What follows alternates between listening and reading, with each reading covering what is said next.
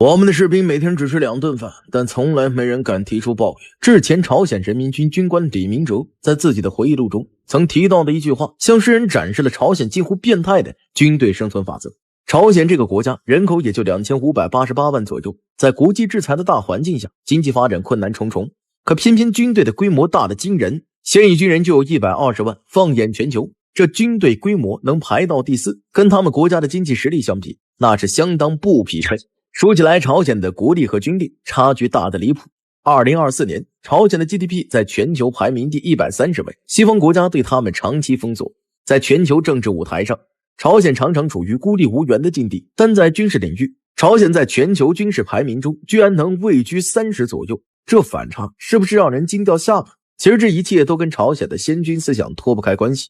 从建国开始，朝鲜就奉行先军思想，把军事摆在绝对优先的位置，搞全民皆兵，结果朝鲜军队规模越来越大，在这个人口刚过2500万的国家里，现役军人约120万，平均下来每21个公民里就有1个当兵的。然而再把650万预备役和78万准军事部队算进去，军事体系吸纳的劳动力接近全国人口的 30%， 这比例放眼全世界都找不出几个能与之相比的国家。这种极端军事化的政策早在上世纪80年代就有苗头。1987年，朝鲜推行全社会要塞化政策，那时候现役军人占总人口的比例就达到了 3.1%， 而同期的中国这比例才 0.4%， 苏联是 1.8%。 到了2025年，朝鲜现役军人占总人口比例飙升到了 4.6%， 每年得有大约 16.2 万青年被征召入伍，这人数超过了同年全国新生儿数量的1/3。韩国统一部在2024年发布的朝鲜人力资源白皮书里提到，朝鲜18到30岁的男性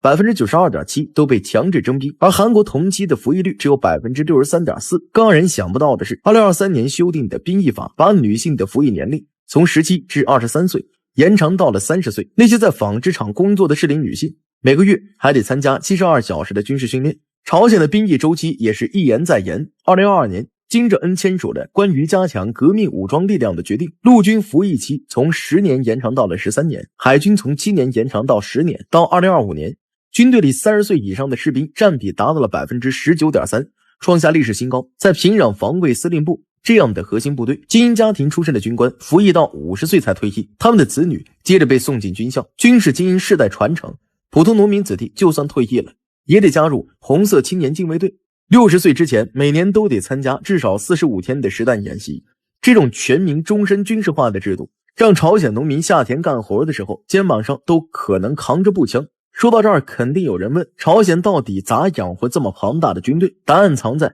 全社会资源的集中供给里。先说粮食，联合国农粮组织2025年发布的报告显示，朝鲜民用粮食配合过去3年一直维持在每天380到420克，其中 30% 得靠国际援助和进口。军队这边完全不一样，掌控着全国 87% 的可耕地，差不多180万公顷，自己搞了个第2粮食战线，实现了自给自足。像驻扎在两江道的第7军团农场2023年引进了中国辽宁的覆膜栽培技术，玉米单产直接提升到每公顷 5.8 吨，比普通农业合作社的量产高出 120%。 这些军管田产出的粮食不仅够军队自己吃，还有盈余，通过平壤光复街的军方商店给高级军官家庭提供特供。再看能源，军队的优先性体现得明明白白。在平壤，普通家庭每天只能用上4小时电，可位于南浦的西海卫星发射基地有独立的燃煤电厂，一天的消耗量相当于 2.5 万户居民1个月的用电量总和。朝鲜每年从俄罗斯进口的柴油 43% 都被军用卡车运到了地下油库，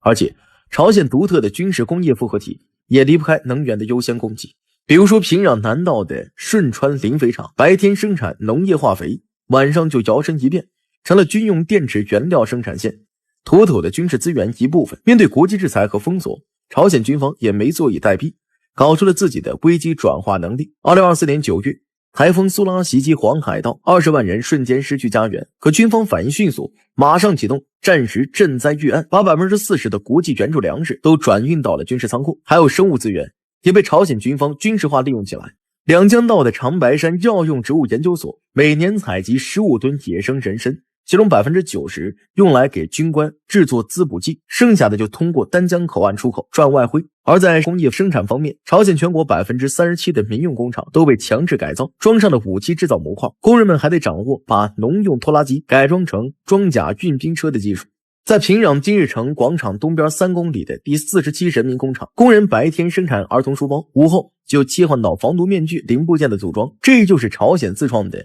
平战双模生产线。同一批工人既能生产民用产品，又能组装军用装备。虽然朝鲜这样不顾一切搞军队多少有点牵强，但是他们养出来的军队战斗力却不容小觑。就拿俄乌前线的表现来说，美国 CNN 都承认朝鲜特种部队作战勇猛，乌克兰士兵也说朝鲜士兵灵活走位，用3-3制战术打得乌军措不及手。他们不怕死，为了冲锋快，直接扔掉头盔和防弹衣，单兵能带300发子弹和一堆手榴弹，只要有小组突破防线，就能靠弹药死守等增援。装备上朝鲜也不含糊，陆军有先军915坦克，性能直追早期的 T72 KN-25 型600毫米火箭炮，据说能打400公里，还能装核弹头。防空的 KN-06 导弹比 S-300 还厉害，导弹部队的火星炮11能打500公里，带核弹头威慑力十足。轻武器从仿制 AK 到自研新款，不断更新换代。朝鲜军队战斗力这么强，背后离不开扎实的思想建设。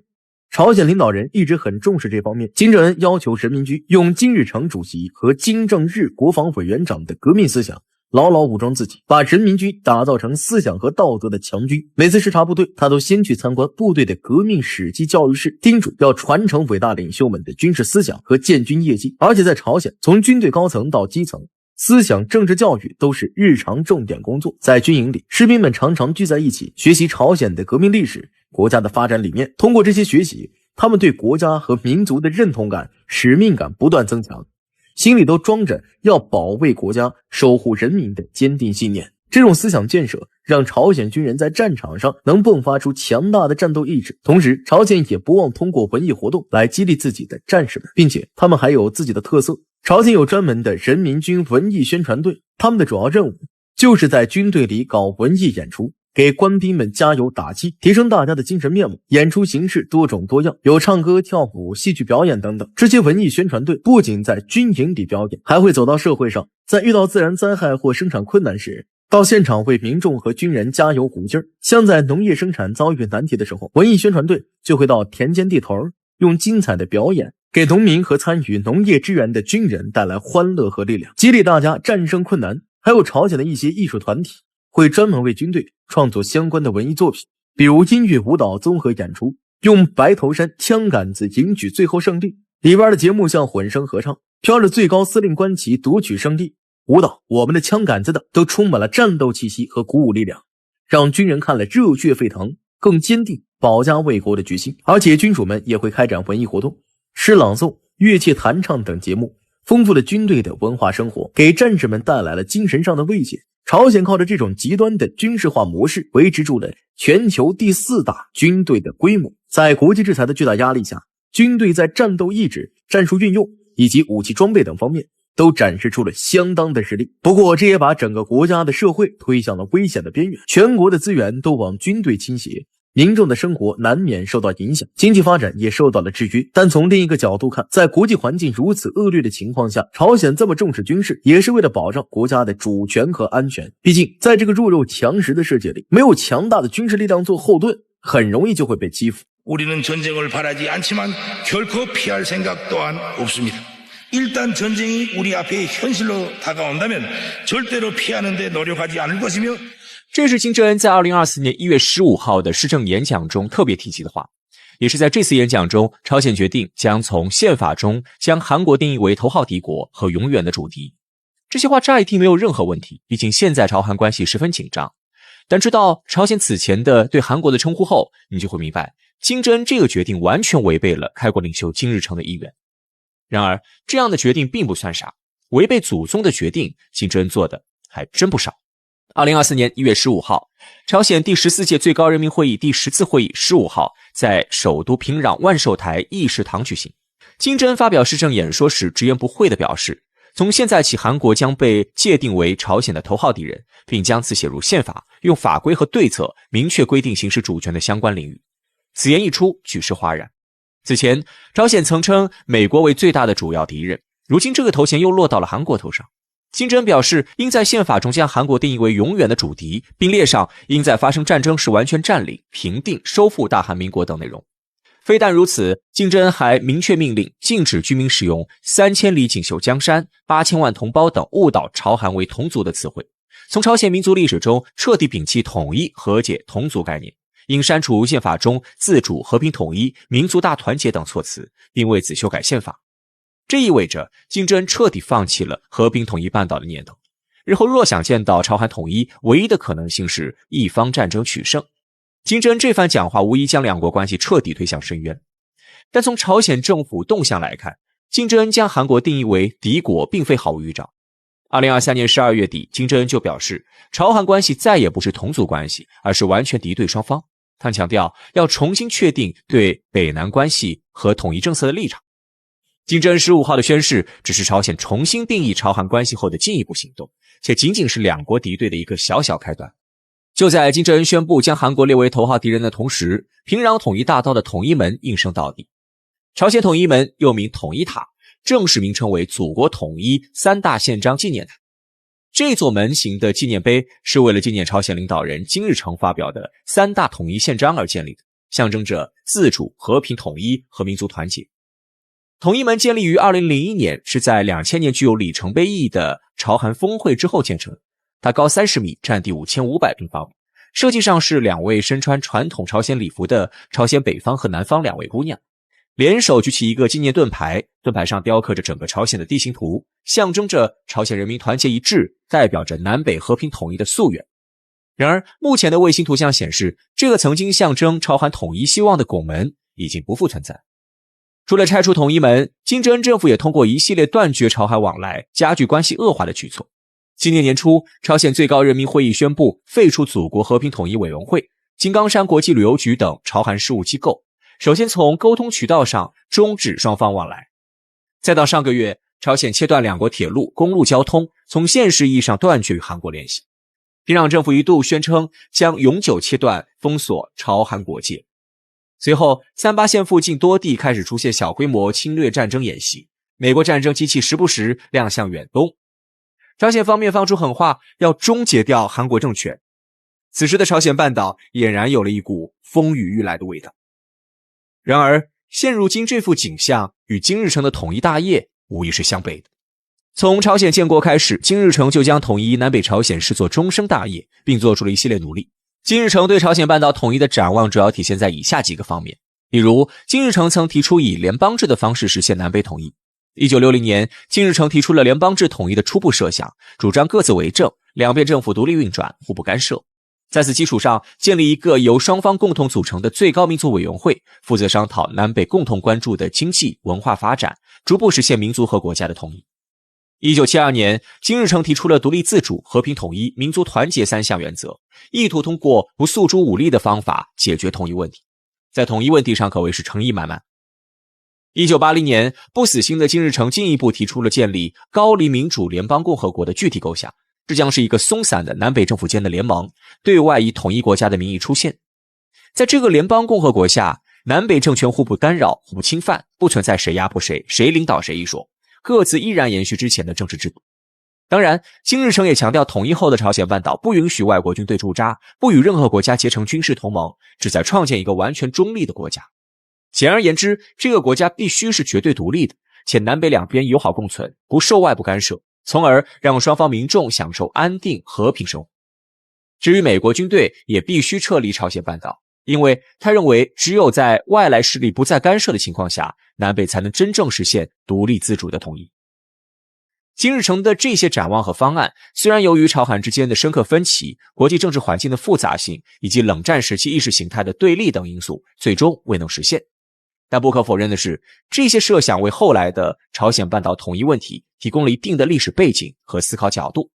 也在某种程度上切实推进了两国关系变迁，尤其是上世纪末本世纪初那段日子。1985年12月，随着朝鲜在核不扩散条约上签字，两国关系走向解冻。韩国总统卢泰愚表示，不会再将朝鲜视作敌人，而是同一民族家庭的一员。两国20多年隔绝局面被打破，开始互相接触，政治和经济关系都发生了积极的变化，象征南北统一的统一门也正是在这一时期修建。然而，金正恩当下的种种举措无疑是对祖辈夙愿的违背。那么，金正恩到底为何要冒天下之大不韪，也要放弃和平统一的愿景？探究金正恩一系列动作的根源，必然要从美韩两国近年来的种种动作入手。朝鲜半岛作为美国妄图制衡中俄、插足亚太事务的一块重要跳板，美国人自始至终都未放弃对这里的经营。去年4月底，美韩发表华盛顿宣言，宣布成立所谓的美韩核磋商小组机制。去年7月和12月，美韩又2次举行核磋商小组会议，借机扩大美韩核危机磋商，新增美韩军事训练和模拟演习。美韩在半岛的一系列军事行动，无疑在时刻挑动着朝鲜的敏感神经。尤其是从去年开始，美国宣布要在朝鲜半岛恢复并扩大部署战略核资产，美军核动力航母、核潜艇和可携带核武器的战略轰炸机纷纷现身半岛地区。除美韩联动外，美日韩三方也围绕半岛局势加紧整合。三国不仅推动朝鲜导弹情报共享机制，举行海上演习，还借助去年8月举行的美日韩领导人戴维营会晤，加紧拼凑三国军事同盟。韩国尹锡悦上台后，对朝军事压迫愈发强烈，并一再加强对朝渗透。美其名曰要通过自由民主来统一半岛。在2024年元旦的新年致辞上，尹锡悦公然表示，今年上半年将完成升级的美韩延伸威慑体系的构建工作。再加上今年10月份的韩国无人机入侵朝鲜领空，肆意发放传单事件，朝鲜政府彻底爆发了。金正恩在讲话中直接炮轰三国，称美国、日本和大韩民国的暴徒头子聚到了一起。种种切断朝韩联系、放弃和平统一的举措，只是金正恩吹响反击号角的第一步。